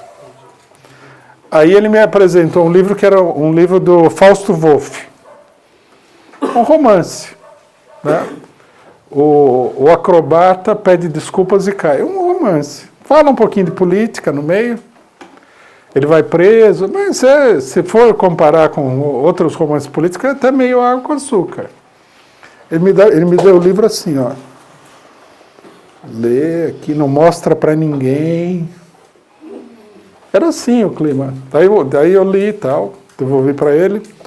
E ele me passou o livro do Rimbaud, Acho que o Casamento do Céu e do Inferno. Mesma coisa, cuidado e tal. Esse era o clima. Quem tinha algum livro de política, ou queimou, ou enterrou em algum lugar bem fundo para ninguém achar. O clima era de terror total. Bom, nem falar. A polícia militar, que vocês conhecem muito bem, agia com a maior impunidade. Em qualquer lugar, qualquer hora. Quando passava aquele carro da rota, todo mundo já ficava assustado. Esse era o Brasil da ditadura. E aí, sem falar que se formaram mais de um esquadrão da morte, mataram centenas de pessoas, os jornais apareciam aquelas mortes escabrosas, o cidadão levando 250 tiros com o negocinho lá, Esquadrão da Morte. Era um clima de terror total. Era uma ditadura sinistra, extremamente assustadora, e todo mundo tinha medo de fazer tudo. Eles só não mataram muito mais gente porque eles aterrorizaram tanta população que o pessoal ficou paralisado durante todo um período. até que a coisa explodiu. Então, quer dizer, isso aqui é tudo mito. Não teve nada disso. A ditadura foi terrível. Eram criminosos, né? Torturaram mulheres, velhos, crianças, torturaram crianças na frente dos pais. Era uma coisa horrorosa. Uns verdadeiros psicopatas, né? E a grande desgraça do país é que não acabaram com essa gente quando caiu a ditadura. Essa aqui é a grande verdade. E agora estão aí de volta, né? Falando que a ditadura era uma maravilha, que nem esse animal de 4 patas aí que é o Bolsonaro. Bom, alguma dúvida sobre isso? Queria deixar, o tema não é a ditadura, né? A gente pode até fazer um curso sobre a ditadura depois, mas eu queria deixar absolutamente claro que todos os elogios à ditadura são mentirosos e são um mito.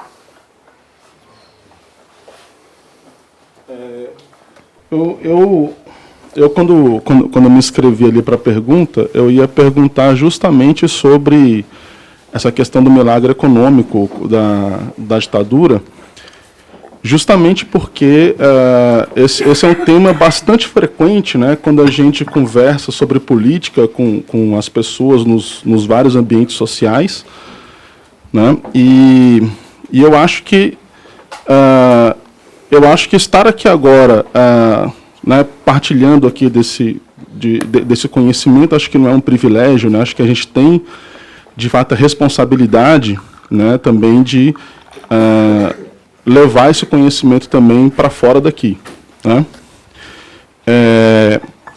Mas eu gostaria então de aproveitar que eu estou inscrito e pedir uma outra abordagem dessa questão, porque também é muito comum surgir nessas conversas políticas que a gente tem em vários ambientes, a comparação que é feita, né, entre esse milagre econômico da ditadura e o sucesso econômico que a gestão do Lula teve, né?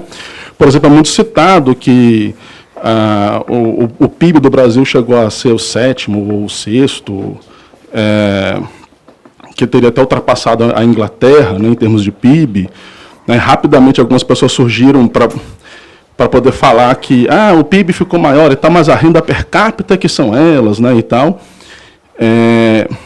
Então, assim, essas comparações, né, do sucesso econômico da ditadura e o sucesso econômico da gestão do Lula são frequentes, assim como também é frequente, por exemplo, assim como acabou de se comentar aqui, né, a respeito de que parte do sucesso econômico seria devido ao que teria sido plantado ali no período Vargas, né, e que floresceu, né, um pouco depois. Também é muito frequente nesses debates, né, surgir também pessoas dizendo, não, mas o governo do Lula só foi bom porque o Fernando Henrique preparou o terreno, né, que na verdade os créditos, os louros seriam do Fernando Henrique. Né, então isso também é muito colocado. Né. Então, assim, no sentido de enriquecer esse debate, eu queria pedir um pouco dessa comparação. Né. O negócio, a questão é a seguinte, é simples, né? Primeiro, não tem esse negócio de que o governo desenvolve o país. Sempre é um movimento social mais amplo. Tá? Isso é tudo um ilusionismo. O governo Vargas, por exemplo, ele foi possível devido à enorme pressão que havia no sentido da industrialização do país. Senão ele não teria governado nunca. Tá? E o que ele fez, na verdade, foi uma política bastante moderada em relação àquilo que a sociedade de conjunto, a classe operária, setores das classes médias exigiam. Por exemplo, todo mundo fala, Getúlio Vargas criou a Petrobras, mas o movimento pela nacionalização do petróleo foi criado por ele. Havia um movimento. Ele foi muito pressionado por esse movimento. E o movimento queria a estatização integral do petróleo. E ele criou a Petrobras pegando o monopólio da pesquisa e da prospecção de petróleo, mas não do refino. Que foi uma solução de compromisso. Tudo bem, um governo direitista não teria feito nem isso, provavelmente. Mas não é que ele foi o cara que fez o petróleo, você entendeu? E também, por que a pessoa iria travar uma luta desigual lá por uma determinada coisa? A gente conhece o Vargas, foi ditador, tudo. Não é que ele fosse nenhum super-herói aí, né, cavaleiro andante. É porque havia muita pressão social. Houve uma grande luta social contra os entraves ao desenvolvimento nacional. Então, por exemplo, esse desenvolvimento ele vai se concentrar sobretudo na cidade de São Paulo. E você pode acompanhar a migração interna dos nordestinos para São Paulo, para ver que o crescimento é bem anterior à ditadura militar. Quer dizer, aconteceu que ele aparecesse na época da ditadura. E a ditadura colocou seríssimos obstáculos para esse desenvolvimento. Vamos falar que é verdade. A ditadura, por exemplo, ela não tinha a intenção de dar seguimento aos projetos de desenvolvimento nacional. O que ela fez, numa certa medida, foi porque a própria burguesia exigia. Pô, não dá, né? Você não vai deixar o país cair aos pedaços. Bom, no caso do governo Lula, eu vou voltar no negócio da ditadura, mas no caso do governo Lula, o PIB aumentou, não é porque o governo Lula teria tido nenhuma fórmula mágica, não vamos cair em propaganda eleitoral. Durante o governo Lula, o país atravessou um período muito favorável no que diz respeito ao comércio externo de matérias-primas, principalmente o ferro. Foi isso que fez com que o PIB brasileiro crescesse muito. Nós, num determinado momento, nós denunciamos o governo Lula porque ele não procurou fazer nada para reverter o processo de desindustrialização brasileiro, que vem desde a época do Collor. Vem desde a época da ditadura, na verdade, do final da ditadura. Então, não vamos confundir um governo que pega uma situação favorável, que vem de antes, etc. e tal, com milagres realizados por governos. O governo Lula não fez nenhum milagre. Isso aí é pura propaganda eleitoral. O que a gente deve dizer é que, diferentemente dos golpistas, era um governo mais democrático, um governo que tinha programas sociais e tudo mais, mas que ele fosse assim milagroso para desenvolver o país é totalmente sem pé nem cabeça isso aí. O Brasil é um país que tende a se desenvolver, é muito forte a tendência nacional ao desenvolvimento. E na maior parte das vezes, os governos, eles mais são um obstáculo do que são um fator de impulsionar esse crescimento. Veja só, depois da ditadura militar, depois do governo Médici mais propriamente, né, que é o governo que desenvolveu o país, entre aspas, o que aconteceu? O Brasil entrou numa crise total e completa por causa da dívida que eles adquiriram. O Brasil ficou hipotecado para os banqueiros. Então, de lá para cá, esse processo se perpetuou e toda a poupança nacional está sendo canalizada para alimentar os banqueiros. Deixa eu explicar esse problema, que é um problema muito importante. Marx tem uma polêmica com um setor de socialista chamado La Salle, onde ele critica a frase desse setor que fala o seguinte, que os trabalhadores devem receber o produto integral do seu trabalho. Então Marx fala, não, isso aí não é possível. Porque você precisa construir uma ponte, você precisa construir uma infraestrutura. Então você precisa, uma parte daquilo que é produzido, mesmo num país socialista, teria que ser dedicada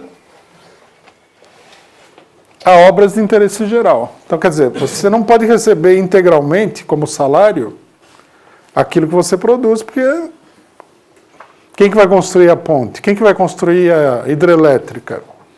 Quem que vai estabelecer uma linha de transmissão de energia elétrica? Quem que vai botar um negócio de telefone? Então, isso daí é chamado pelos economistas de poupança nacional.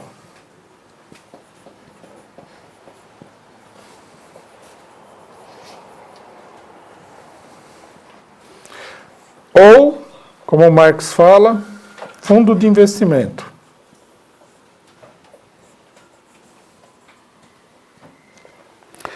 Num país capitalista desenvolvido, em geral, dos bons e velhos tempos, o fundo de investimento ele fica nas mãos, em geral, da própria burguesia, que investe em coisas que são do interesse geral, mas das quais ela extrai um lucro.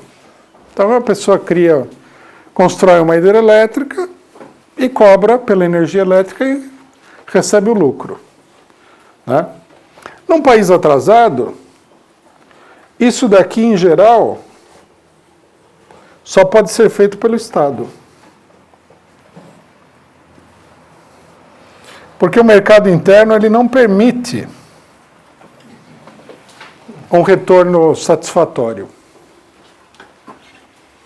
Você abre a empresa e depois você não consegue ter lucro. O investimento de determinadas coisas é enorme, né?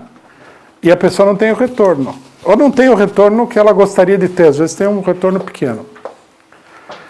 Bom, qual que é o problema no Brasil? O problema no Brasil é que o Estado Nacional, ele acumula, devido a uma série de características da economia brasileira, um fundo de investimento grande. Você vê o número de empresas estatais que havia no Brasil, antes que o FHC viesse nos salvar e entregasse tudo para o estrangeiro, dá para perceber. O Brasil construiu uma rede hidrelétrica, de telefonia, de estradas, de siderurgia gigantesca com dinheiro do Estado. É ou não é? Bom, a partir da ditadura, isso daqui caiu completamente em poder dos bancos. Os bancos já tinham uma participação expressiva antes, mas a partir daí tudo fica em poder dos bancos. Por exemplo, se a gente pegar o orçamento federal, que é uma expressão desse problema, nós vamos ver o seguinte, ó. Essa bola aqui seria 100% do orçamento federal, tá certo? Cerca de 40%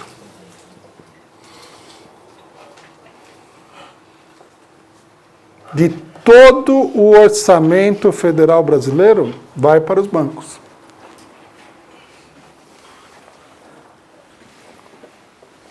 Vocês já imaginaram isso daí? O Estado brasileiro é gigantesco.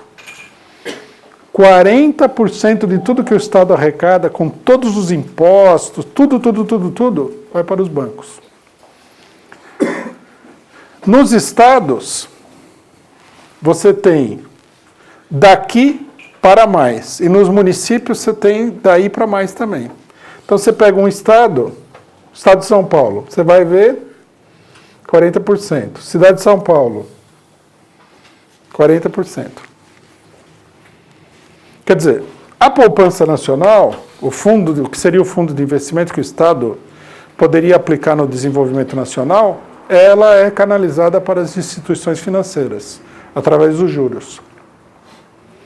Isso daí vem de longa data, não se modificou no governo Collor, não se modificou no governo FHC, foi se aprofundando, e não se modificou no governo Lula e no governo da Dilma.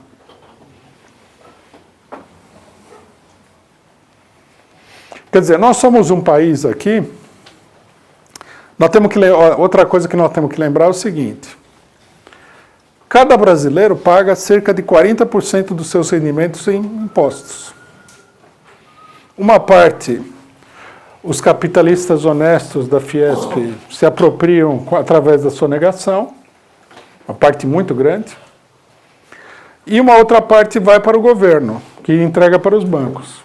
Então, quer dizer, todo mundo que está nessa sala aqui trabalha quase a metade do tempo para sustentar bancos e para sustentar capitalistas safados que sonegam o dinheiro do imposto.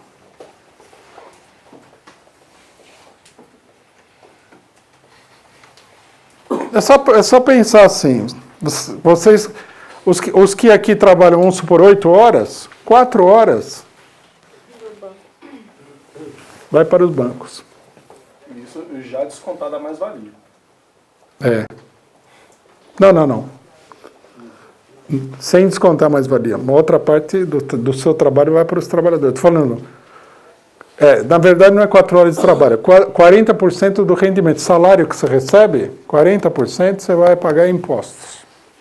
Tem um imposto de renda, depois você vai comprar uma jarra d'água dessa aqui, você vai pagar X de imposto. Você vai comprar você manda fazer uma chave para sua casa, você vai pagar imposto. Você vai comprar um copo para tomar água, vai pagar imposto. Você vai comprar o paninho aqui para limpar o negócio, vai pagar imposto. Tudo você está pagando imposto sem perceber. Você vai no boteco, toma uma pinga, paga imposto. Você pode ser o pior morto de fome do país. Mas você paga uma grana preta de imposto. Você vai fumar um cigarrinho lá, está pagando imposto. E o imposto é, na média, 40% do rendimento do cidadão brasileiro. Aí o imposto vai para o Estado, você imagina, 40% de tudo aquilo que seria produzido no Brasil vai para pagar imposto. Aí esse imposto gigantesco vai parar tudo na mão dos bancos. O que sobra é para pagar o funcionário público, papapá. Daí vem o governo e fala assim, não, isso aqui é uma imoralidade, que nem o Fernando Henrique falava. Ficamos sustentando esses vagabundos, esses aposentados aí. Parece que o cara nunca trabalhou e se aposentou sem trabalhar, né? Ele mesmo tem 4 aposentadorias, o honestíssimo. Não, tem que diminuir isso daí. O país não pode arcar com isso. Mas para ele pode. Não, para ele pode e para os banqueiros muito mais. Porque ele é só um funcionário dos banqueiros. Ele recebe uma gorjeta. Né? Quando um cara que nem o Temer recebe aí 1 milhão, é uma gorjeta que estão dando para ele, para pôr a mão nesses 40%. E aqui nós estamos falando só dos orçamentos, nós estamos falando só dos impostos, estamos falando só dos bancos que se apoderam desses impostos. Depois tem muitas outras coisas que desviam dinheiro. Por aí vocês podem ver que o Brasil é um país muito rico, que a população é brutalmente escravizada, ganha uma merreca, uns safados lá em cima ganham uma fortuna, compram todos os políticos, esses que apareceram no Congresso Nacional, falando em nome da honestidade, da minha família, do meu cachorro, tudo safado, tudo. Né? E eles operam essa máquina. E a ditadura deu uma boom na máquina, com os empréstimos que desenvolveram o país. Você vê como a conversa é uma conversa totalmente canalha, se vocês forem refletir profundamente sobre isso? E para dar esse boom na loucura, na roubalheira total do país, mataram um monte de gente, reprimiram, torturaram.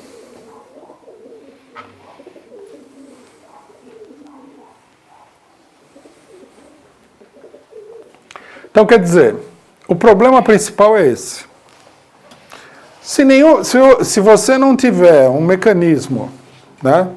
Aqui tem um aspecto central da política nacional. Eu falei disso aí ontem no 247, vocês não viram porque vocês estão aqui isolados do mundo sem internet, né? Mas eu falei ontem, medida número 1 de qualquer governo, confiscar os bancos. Por que 220 milhões de pessoas têm que trabalhar para sustentar banqueiro? O que o banqueiro tem de tão importante? E a Rede Globo. Mas a Rede Globo, um monte de parasitas, mas principalmente os banqueiros. Vejam bem aqui a solução. Se o país confiscasse os bancos e centralizasse todo esse excedente, esse fundo, etc. e tal, isso sim daria margem a um investimento grande, a um desenvolvimento grande do país. Sem falar na melhoria das condições de vida da população. O problema é que o país é assaltado sistematicamente por uma quadrilha gigantesca de bandidos, onde os bandidos que nem o Temer são que nem esses moleques que são aviões do tráfico na favela, assim, entendeu? O verdadeiro bandido é esse pessoal que uns malucos falam que são as pessoas honestas, que nem o Dallagnol, né? Não, nos Estados Unidos todo mundo é honesto. Não, os Estados Unidos vive disso daqui. Se cortar o tubo em vários países do mundo, o país deles vai à falência. E como é que eles conseguem isso daqui? Porque, vamos falar que isso aqui, algum administrador normal faria uma coisa dessa? Ninguém. Né? É que nem a gente dá sempre o exemplo. Querem vender, eu falei isso aí no debate que eu fiz na Suíça, né? Falar, você vejam só.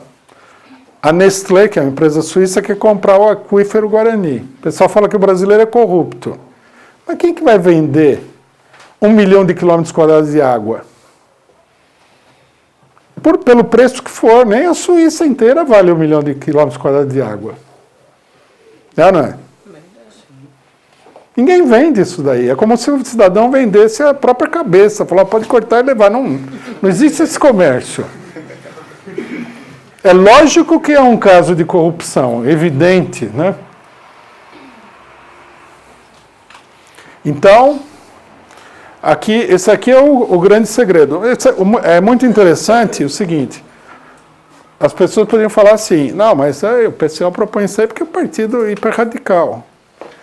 Mas eu vi essa mesma proposta num livro muito importante do Celso Furtado, um economista que não é um economista, não é nem socialista, é um nacionalista burguês. Ele fala, a única solução, no final da ditadura, por causa da dívida, quando o desenvolvimento se transformou em catástrofe nacional, ele fala, a única solução para o Brasil escapar dessa situação é confiscar os bancos. Mas aí, né, aí fica a grande pergunta, quem é que vai lá e vai peitar o banco?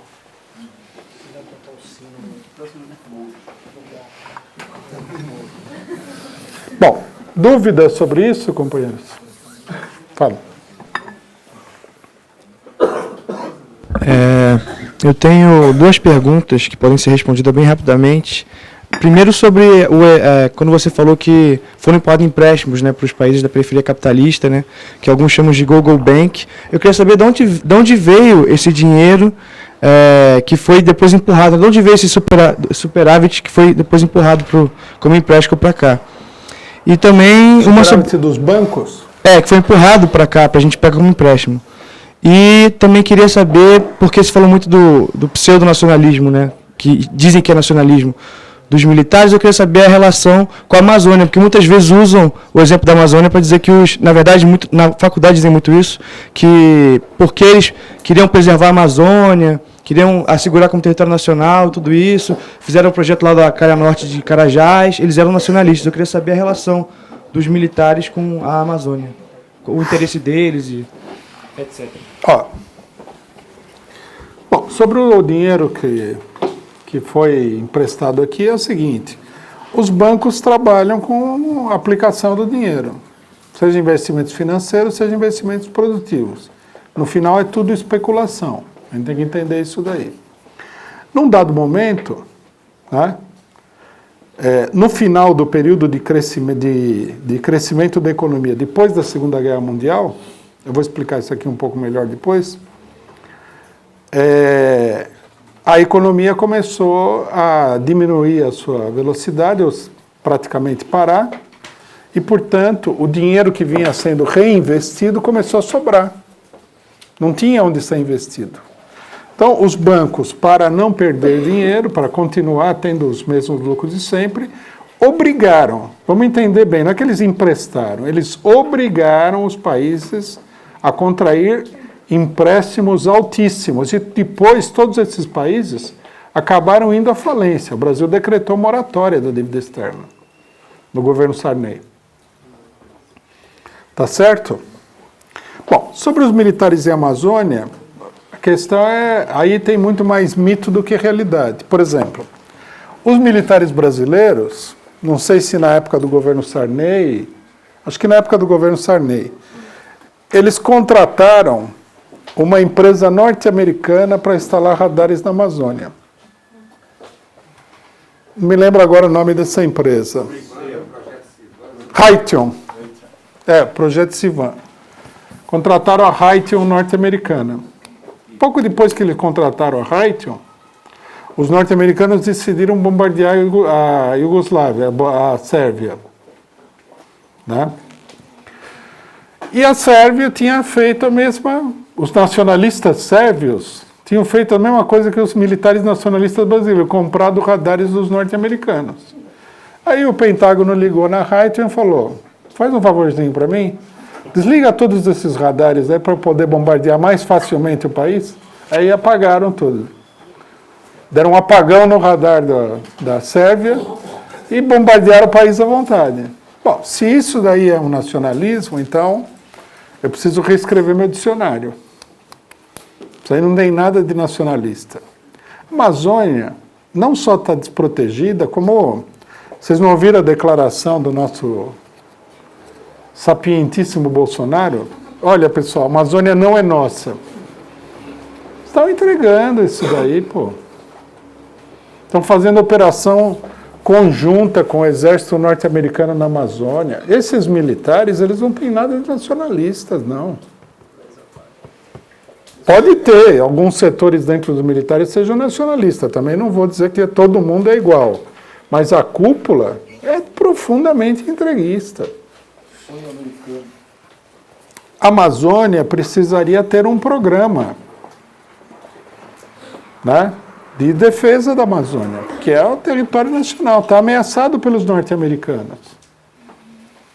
Precisaria ter, por exemplo, várias cidades na fronteira da Amazônia que fossem para preservar a integridade da Amazônia. Esse projeto, por exemplo, da Transamazônica, que foi muito criticado por muita gente, né, teria que ter sido levado a cabo. Esse é território nacional. O pessoal fala assim, não pode fazer nada lá, não. Não faz, o brasileiro faz o que quiser. Se o cara sei lá, da Bélgica quer preservar a floresta, vai lá preservar a floresta dele, que já destruíram há muito tempo. Eles não têm nada a ver com a nossa floresta aqui. A Amazônia é parte do território brasileiro e não é para nenhum gringo ficar metendo a mão. Os militares, infelizmente, falam muita coisa sobre isso, mas não fazem absolutamente nada.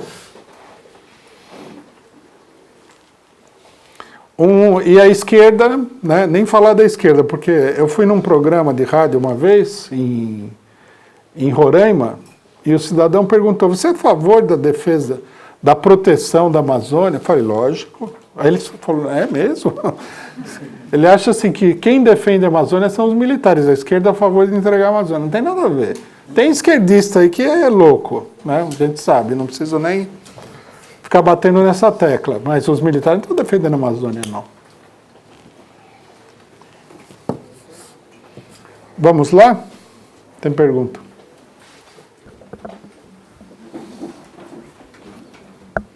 Rui, som, tá sendo não? Rui, eu gostaria de um esclarecimento a respeito de presidencialismo e golpe. Porque eu vejo que entre todos os políticos que foram presidentes do Brasil, vamos dizer assim, são considerados como presidentes, no caso. Eu gostaria desse esclarecimento. Todos esses que participaram do golpe militar são considerados, podem ser tratados como presidentes ou como, não sei, ditadores? Seria são todos ditadores. A não ser que a gente use como é que se diz? A terminologia da imprensa golpista, né? Quem eles não gostam é ditador. Quem é ditador que eles gostam não é ditador. Não, esses presidentes foram impostos, eles eram presidentes da República, mas eles foram impostos aí pelo regime militar. Não tem dúvida nenhuma. Vamos lá? Mais perguntas? A gente precisa... Bom, nem sei se vai dar para explicar mais coisas. Fala. São duas perguntas de informação e uma pequena provocação, que eu espero que a resposta seja com ternura, igual você chega agora. Primeiro, os jornais que resistiram ao golpe em 64. Você se lembra, assim, de alguns jornais, o JB, o Dia, não me lembro, assim, outros que apoiaram. E segundo... Última hora. Última hora, isso. Caiu na prova o negócio da junta militar. Eu não lembrava do nome do cara, Rademacher, né? Rademacher. A gente colocou o nome mais fácil de lembrar, né? Porque os outros, eu mesmo tenho dificuldade de lembrar. E aí, assim, mas eu queria saber um pouco mais sobre o papel dessa junta nessa transição aí para o Médici. Parece que queria assumir o Pedro Aleixo, tem uma treta aí, um negócio que talvez valesse a pena investir. E a provocação com relação aí à questão dos impostos, né? Que é uma luta da direita, assim, contra os impostos. Fala, pagando imposto demais, tal. Eles não pagam nada, né? Então, só para uma... É isso. Sobre a junta militar, é isso mesmo. A junta militar assumiu para evitar que assumisse um presidente civil, que era o Pedro Aleixo, que era decorativo, não era para assumir governo. Quando eles viram que poderia cair na mão do cidadão, mesmo que ele fosse de direita, eles viram isso daí como um enfraquecimento da ditadura militar. O cara estava lá só de cobertura, não era para assumir governo, nada. Por isso a junta assumiu. Acho que não tem mais... Logicamente que sempre há contradições, crises, né? O próprio Costa Silva tinha contradições com outros setores militares, mas eu acho que não me parece que tenha tido maior transcendência. Sobre esse negócio dos impostos, o problema é o seguinte, a burguesia paga muito pouco imposto. E o imposto que ela paga, em geral, que ela diz que paga pelo consumidor. Né? Pois não. A conta de qualquer empresa capitalista é a seguinte, ela vai fazer o preço do produto final, ela vai colocar lá IPI, ICMS, o que tiver, imposto de renda, tudo, e vai repassar tudo para o consumidor. Essa é a grande realidade. E os impostos brasileiros são altíssimos, e a burguesia protesta pelo seguinte, porque se não tivesse o imposto, ela poderia abocanhar uma parte desse imposto. Então vamos supor que o produto dela tem 25% de imposto. Bom, a primeira coisa que eles fariam é o seguinte, se diminuir o imposto, não vai diminuir o valor do produto. Então eles vão abocanhar tudo isso que for diminuído. Que é uma excelente operação. E depois, facilita, porque você pode ter uma maior margem de negociação com preços e tal, se você não tiver que pagar imposto. Sempre considerando que ninguém paga integralmente o imposto, é tudo figuração.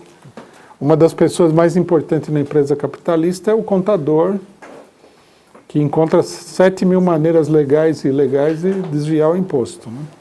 A nossa posição não é diminuir o imposto, a quantidade arrecadada, é acabar com o imposto sobre consumo. Quer dizer, quem trabalha não tem que pagar imposto. Tem que pagar imposto de renda, não tem que pagar imposto de consumo, não tem que pagar nada disso. Tem que ter um imposto único, que seja mais fácil de controlar e que recaia sobre as empresas e os ricos. Só. O trabalhador já ganha mal, ainda vai pagar 40% do salário em imposto, é uma barbaridade, né?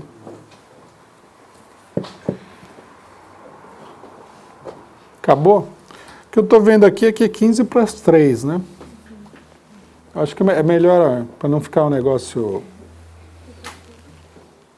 muito suado aqui, a gente interromper, vamos ver se a gente começa um pouco mais cedo amanhã, e adianta a exposição, né?